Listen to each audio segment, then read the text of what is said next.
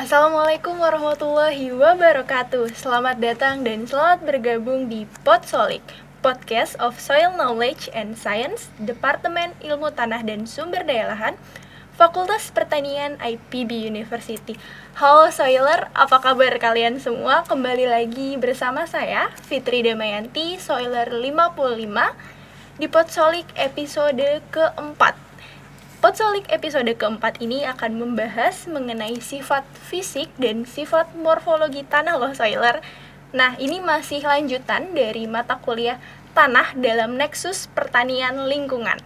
Di episode keempat, kita akan bersama dengan narasumber yang kompeten tentunya, yakni Bapak Dr. Insinyur Dwi Putro Tejo Baskoro MSc, selaku dosen di Departemen Ilmu Tanah dan Sumber Daya Lahan Fakultas Pertanian IPB University.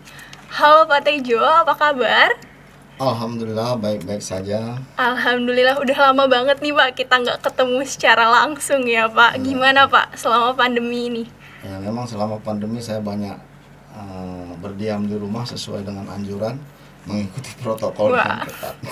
Taat sekali ya, Soiler jangan lupa untuk tetap mengikuti protokol ya Pak. Ya, betul. Betul sekali. Oh ya, langsung aja nih Pak ke tema kita hari ini, yakni sifat morfologi dan sifat fisik tanah. Betul Pak? Ya, betul. Oke, nah seperti tema yang ada nih Pak, sifat morfologi dan sifat fisik tanah. Sebenarnya apa sih Pak sifat morfologi tanah itu sendiri? Sifat morfologi tanah itu adalah sifat-sifat tanah yang bisa kita amati dan pelajari langsung di lapangan. Nah, sebagian di antaranya merupakan sifat-sifat fisik tanah.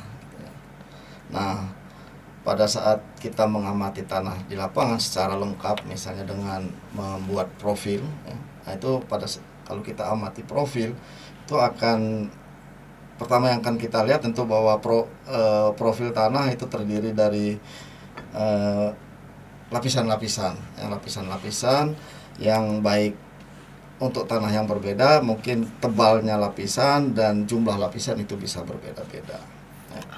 Nah, tanah-tanah yang sudah berkembang lanjut itu biasanya lapis-lapisannya sudah lengkap ya, atau horizonnya sudah lengkap, terdiri dari horizon A, horizon B, di atas horizon C sebagai bahan induk. Ada tanah tertentu yang belum berkembang, itu hanya terdiri dari satu lapisan, misalnya lapisan A atau horizon A, dan di bawahnya langsung horizon C.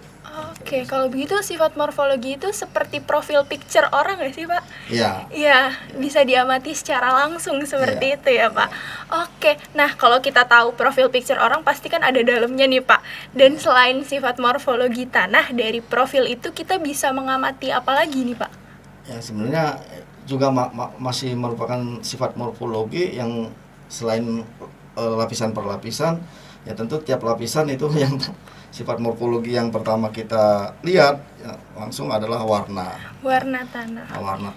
Warna tanah ini mengamatinya kalau mau baik tentu kita menggunakan bantuan soil monster. Ini ya Pak, nih saya ada titipan nih Pak.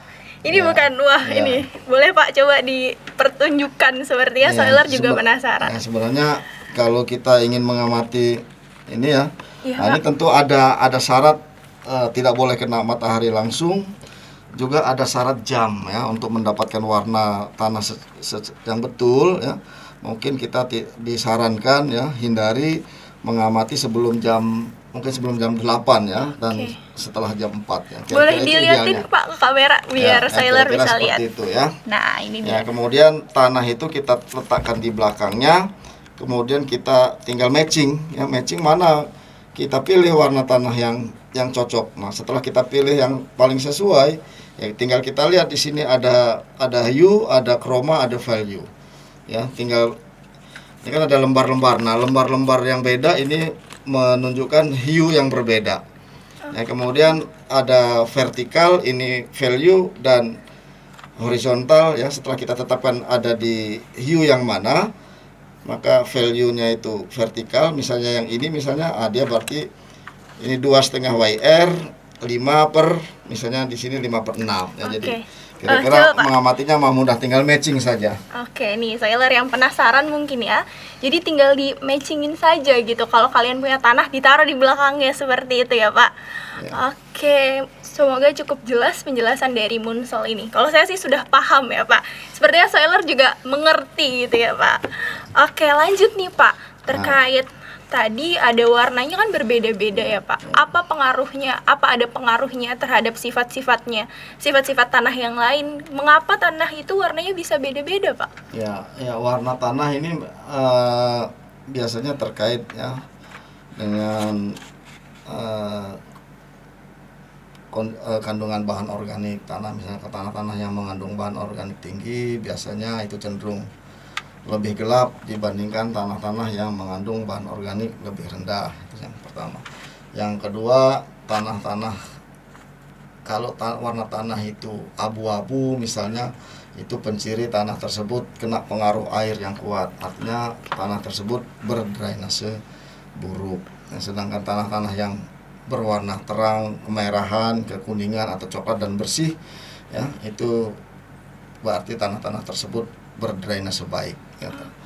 Nah, sedangkan kalau tanah itu belang-belang, ada abu-abu, ada merah, coklat, ya, kekuningan, yang kita sebut bercak-bercak, biasanya itu di antaranya ya, drainasenya sudah agak buruk ya. Tapi kadang-kadang juga mengalami kekeringan, jadi tidak selalu kena pengaruh air yang terus-menerus gitu. Jadi dari warna tanah itu kita bisa minimal melihat apakah tanah tersebut berdrainase buruk atau berdrainase baik. Kuncinya di drainase ya, Pak, warna tanah. Dan drainase ini merupakan sifat merupakan karakteristik lahan yang penting ya, yang menentukan potensi lahan untuk pengembangan pertanian. Oke, nah untuk pengembangan pertanian lebih lanjut kan pasti ada sifat-sifat lainnya ya, Pak. Tadi udah dijelaskan sifat morfologi yang bisa dilihat dari warna tanah. Kemudian sifat apa lagi nih, Pak? Secara fisik khususnya? Nah, selain warna ya, kalau kita amati profil yang bisa kita amati langsung di lapangan, itu ada tekstur misalnya. Tekstur itu adalah ukuran halus atau kasarnya tanah. Nah, di lapangan tentu tekstur ini ya bisa kita rasakan dengan memirit ya. Memirit antara dua jempol dan telunjuk ya, dua jari antara jempol dan telunjuk kita pirit, kita rasakan apakah kasar, licin atau halus ya. Nah, licin atau lekat. Kalau berat ke lekat, itu biasanya teksturnya halus. Kalau berat ke kasar, itu biasanya ya agak ya kasar ya. Tapi tentu bagaimana kita, karena ini penetapan di lapangan ya kualitatif, apakah hasilnya akurat atau tidak ya tergantung pada pengalaman seseorang ya, biasanya seperti itu. Nah, di samping tekstur ya, sifat morfologi atau sifat fisik lain yang bisa kita amati di lapangan itu adalah struktur. Nah, struktur ini yang kita amati di lapangan, yang pertama tentu adalah bentuknya. Yang bentuk struktur itu ada apakah dia lempeng, kolumnar, ya, gumpal membulat, gumpal bersudut, atau granuler, atau remah. Nah, di Indonesia, tanah-tanah di Indonesia pada umumnya, menurut pengalaman saya bertahun-tahun survei tanah, biasanya sebagian besar di lapisan atas biasanya kalau nggak kram granuler, karena ini terkait dengan kandungan bahan organik yang tinggi. Sedangkan di lapisan bawah biasanya gumpal bersudut atau gumpal membulat. Sangat jarang di Indonesia kita jumpai, ya bukan tidak ada ya, tanah-tanah yang bertekstur lempeng atau kolumnar ya. Walaupun bukan berarti tidak ada, tapi sangat jarang kita jumpai. Nah, kemudian di samping struktur ya, sifat fisik lain yang kita amati di lapangan itu adalah konsistensi tanah. Nah, konsistensi ini itu terkait dengan respon ya tanah terhadap gaya yang bekerja dari luar. Nah, konsistensi ini kalau di lapangan kita amati dalam kondisi basah ya, yang kita lihat itu adalah kelekatan ya, atau keplastisan ya. Kemudian kegemburannya ya. Pada kondisi lembab yang kita amati adalah gembur, apakah tanah itu gembur atau teguh. Kemudian pada kondisi kering itu yang kita amati biasanya tingkat kekerasannya, apakah tanah itu keras atau tanah itu lunak ya tentu, atau diantaranya gitu. Berarti kalau begitu soiler bisa mengamati sendiri ya Pak di Ya. rumah, dan ada panduannya ya Pak? Ada ya, Terkait. apa yang disebut keras, bagaimana tolok ukurnya itu ada panduan. Oke, langsung aja ya soiler ambil tanah, pilin-pilin, coba tebak sendiri gitu ya Pak. Untuk lebih lanjut mempelajari sifat fisik tanah. Nah, tadi Bapak sempat menyinggung kalau sifat-sifat tanah ini berpengaruh terhadap pengembangan potensi pertanian ya Pak. Bagaimana Pak pengaruh terhadap pengembangan potensi dari pertanian dari sifat-sifat fisik dan morfologi tanah tersebut? Ya, sudah pasti ya namanya potensi tanah untuk pertanian, karena pertanian kita masih berbasis tanah ya, pasti tergantung pada karakteristik tanah. Nah, tentu karakteristik tanah ini diantaranya tentu adalah karakteristik atau sifat morfologi dan sifat fisik. Nah, beberapa sifat morfologi dan sifat fisik ini bahkan masuk di dalam kriteria kesesuaian lahan ya. Kalau Anda baca atau Anda lihat ya list ya daftar kesesuaian lahan, nah di situ ada parameter atau karakteristik yang digunakan untuk kesesuaian lahan yang mencerminkan kemampuan potensi lahan untuk pengembangan komoditas tertentu. Nah, kita lihat di situ ada misalnya kedalaman solum ya, kemudian ada juga tekstur ya, diantaranya kan kayak gitu ya, jelas. Nah, kedalaman solum pasti mempunyai arti yang sangat penting karena dia menentukan seberapa jauh akar itu bisa menembus ya tanah ya.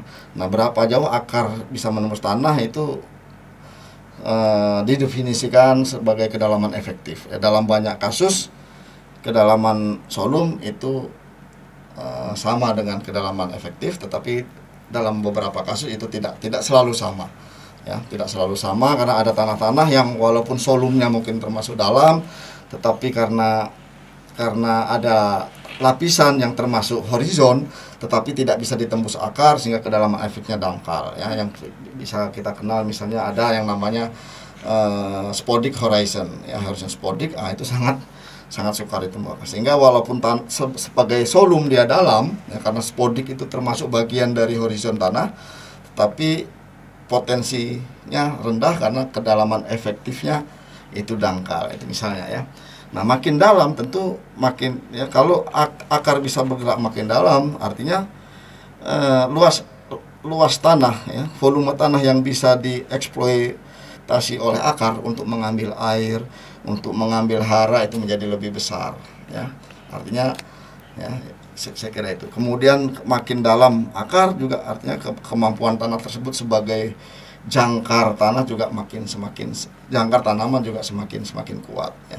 Anda bayangkan kalau pohonnya besar, kemudian kedalaman efektifnya cuma 20 cm kan berarti akar cuma mampu sampai 20 cm di atas semua.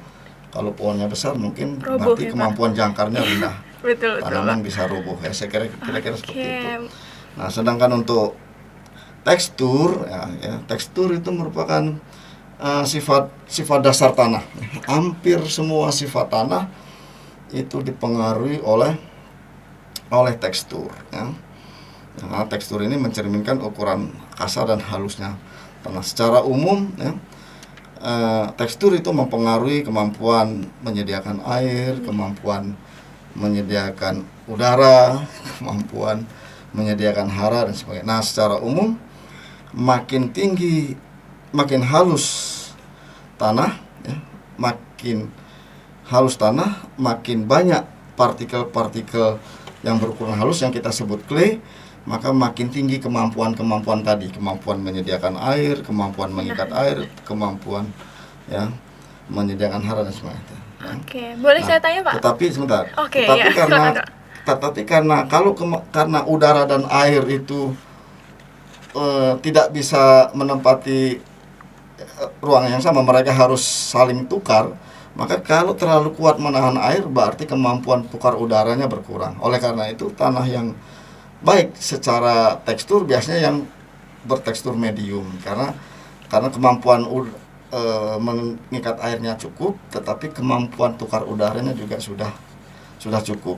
Karena kalau terlalu tinggi nanti biasanya kemampuan tukar udaranya atau yang kita sebut aerasi itu menjadi sedikit berkurang. Kira-kira seperti itu. Jadi tanah yang ideal adalah tanah yang bertekstur medium. Nah, dan ini jelas kalau kita lihat di kriteria kesesuaian lahan, biasanya kelas tekstur yang berukuran medium itu ada di kelas kesesuaian sangat sesuai gitu ya. Kira-kira seperti itu. Ya, silakan. Oke, nah tadi saya masih ini Pak, mungkin soiler juga masih bingung tentang kedalaman efektif dan solum Pak.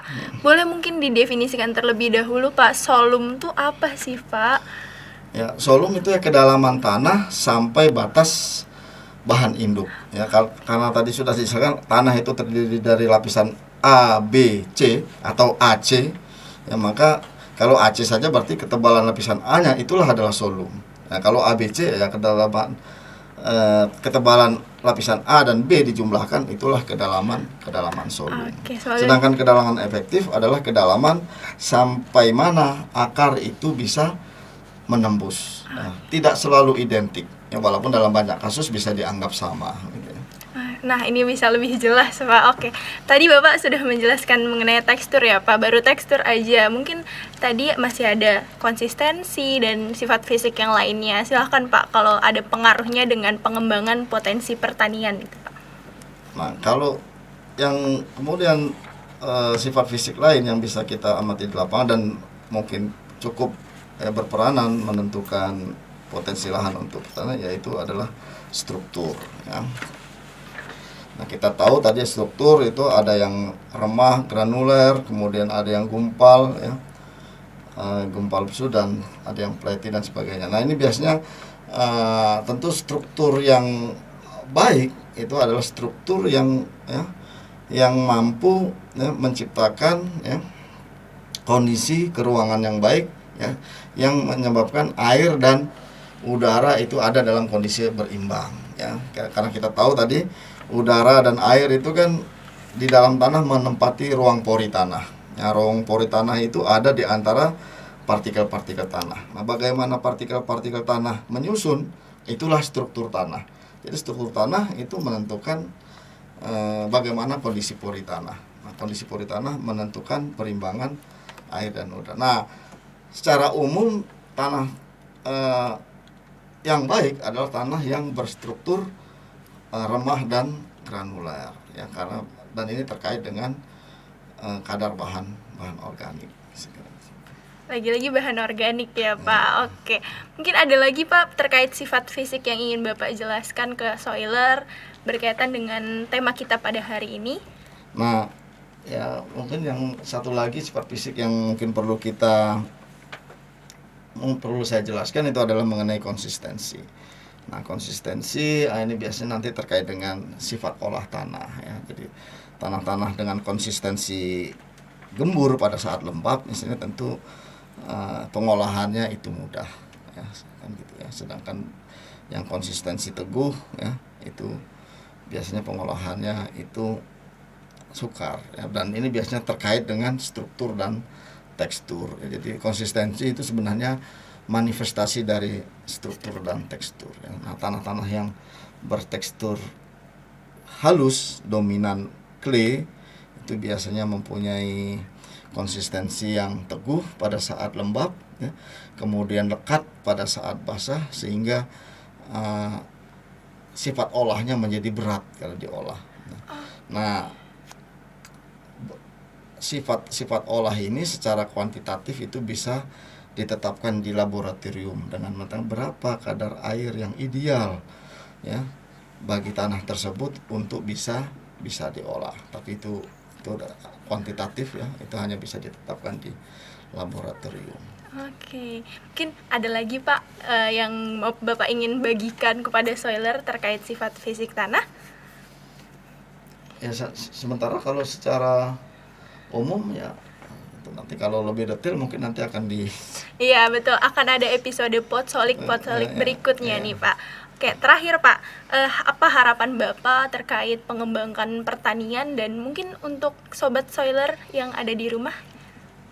Ya, sampai sejauh ini tidak bisa dipungkiri pertanian kita termasuk penyediaan pangan kita masih berbasis pada lahan. dan sumber utama lahan ya itu adalah tanah. Ya, sehingga kondisi tanah itu sangat menentukan keberhasilan penyediaan pangan. Nah tentu jadi jangan dilupakan itu ya. Nah selama ini kalau orang menganggap